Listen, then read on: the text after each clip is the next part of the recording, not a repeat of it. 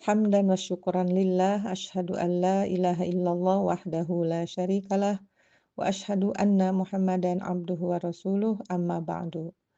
Ikhwatu iman, jamaah Majlis Bi'ah Qur'aniyah yang dirahmati Allah. Alhamdulillah dengan izin Allah pada kesempatan ini kita akan melanjutkan kajian tafsir yakni surat Abasa.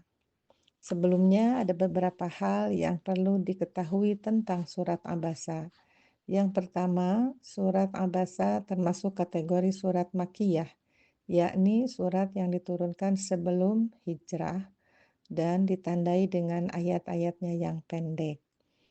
Yang kedua, penamaan surat ini dinamai dengan surat Abasa yang paling populer. Namun, ada beberapa keterangan dari para ulama tafsir, ada juga yang menamai surat ini dengan surat As-Sakhah dan surat Al-A'ma. Ketiga, munasabah, hubungan atau kesesuaian antara surat Abasa dengan surat sebelumnya.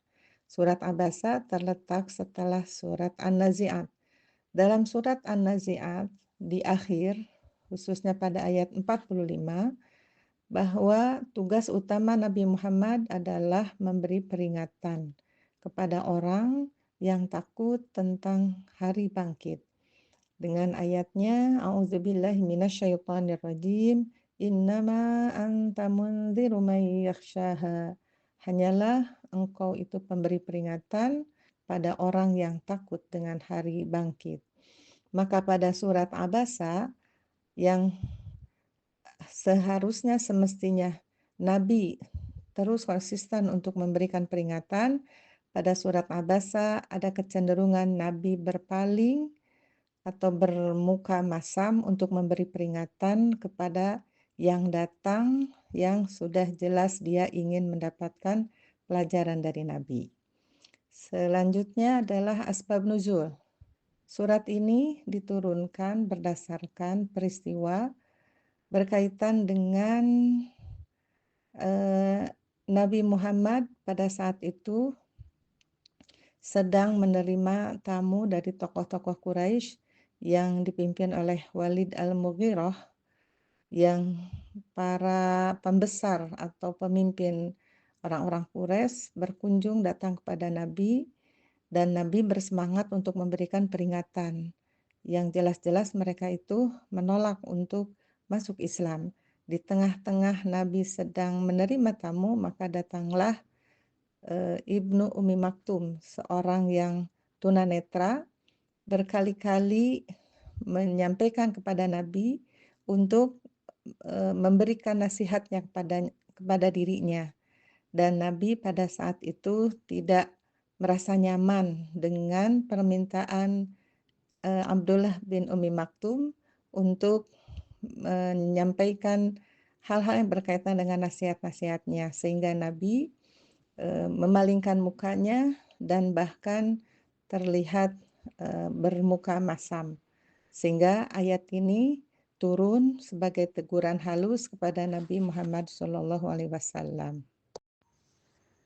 Baiklah, kita akan menafsirkan 4 ayat, dan mari kita terlebih dahulu dibaca ayat tersebut.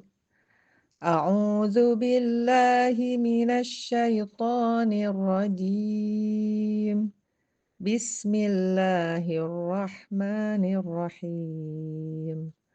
Abasa wa tawalla an ja'ahul a'ma wa ma yudrika la'allahu yazzakka aw yadhakkaru fatanfa'ahu dzikra.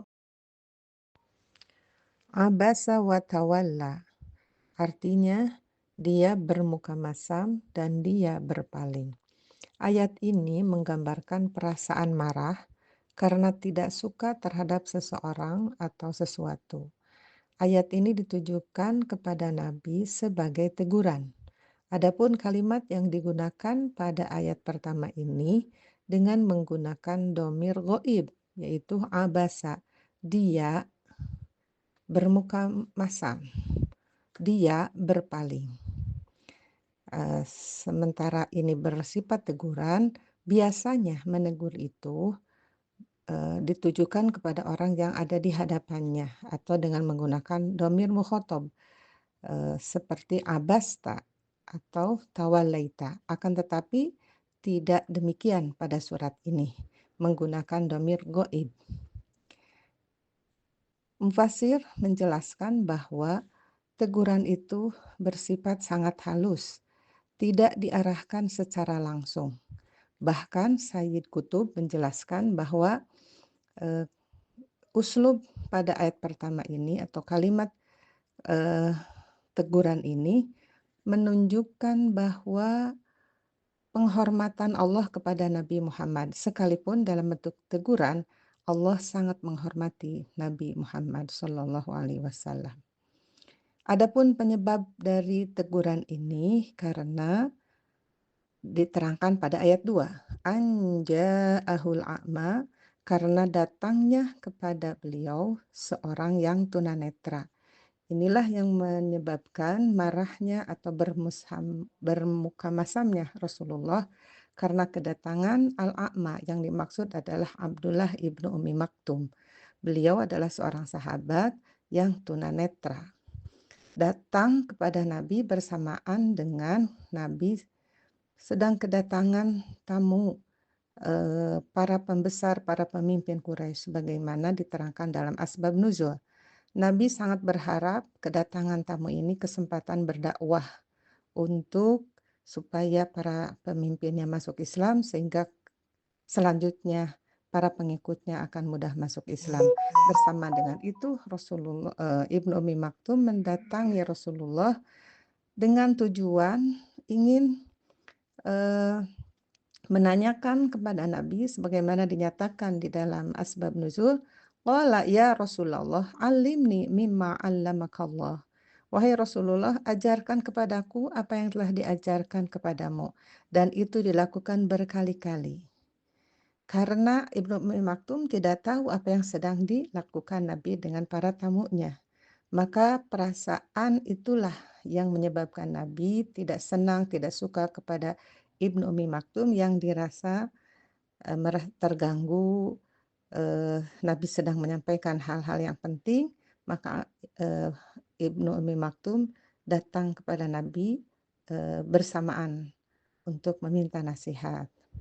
Maka setelah turunnya ayat ini, Nabi selanjutnya bersikap lembut dan ramah seperti biasanya. Dalam pelajaran dari dua ayat ini adalah bagaimana teguran yang diberikan Allah dengan bersifat lembut secara tidak langsung ini memberikan efektivitas yang sangat signifikan, dan Nabi pada waktu yang tidak lama perubahan terjadi sehingga Nabi bersikap lembut lagi kepada Ibnu Ummi Maktum. Bahkan beliau selalu menyambut kepada Ibnu Maktum setiap beliau datang kepada Nabi untuk mendapatkan pelajaran dan nasihatnya. Wa ma yudrika la'allahu yazzaka. Dan tahukah engkau, bisa jadi dia akan membersihkan diri. Pada ayat ketiga ini terjadi iltifat, yaitu pemalingan atau pengalihan. Yang dimaksud adalah memalingkan dhamir dari goib kepada mukhatab, di mana sebelumnya menggunakan dhamir goib huwa pada kata abasa tawalla anja'ahu dhamirhu. Dan ini di ayat 3 beralih menjadi dhamir ka yudrika.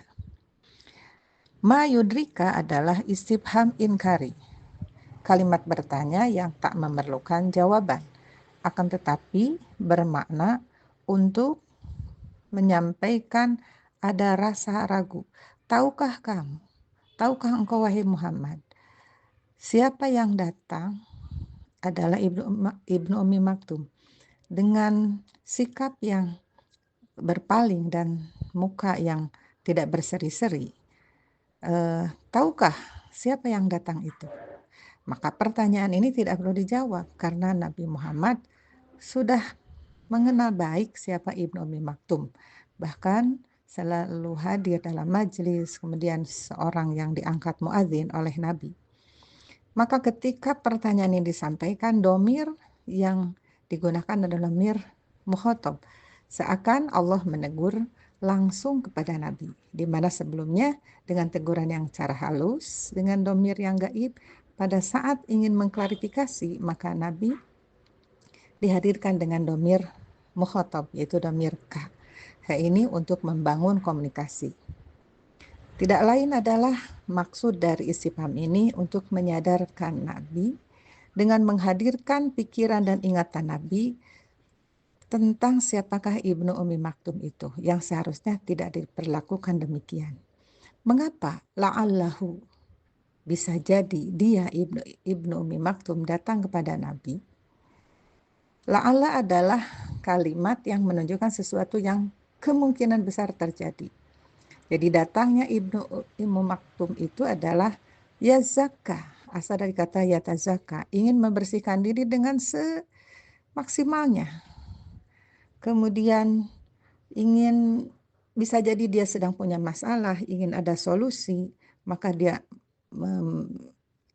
mengharuskan untuk datang kepada Nabi. Di ayat keempat, au yazakaru, asal dari kata yatazakaru, atau dia ingin mendapatkan sebuah nasihat, pelajaran yang sangat berharga dari Nabi, karena Nabi sebagai utusan Allah yang selalu banyak menerima ilmu dari Allah, dia ingin terus mendapatkan update ilmu-ilmu dari Nabi. Kedatangannya itu adalah yazaka dan yazakaru. Fatanfa'ahu dzikra. Fa di sini adalah fa jawab dari la'alla. Dengan mendapatkan ilmu, nasihat, maka sudah dipastikan akan bermanfaat itu semua bagi Ibnu Ummi Maktum. Demikian tafsir surat Abasa ayat 1-4. Semoga bermanfaat. Terima kasih. Wassalamualaikum warahmatullahi wabarakatuh.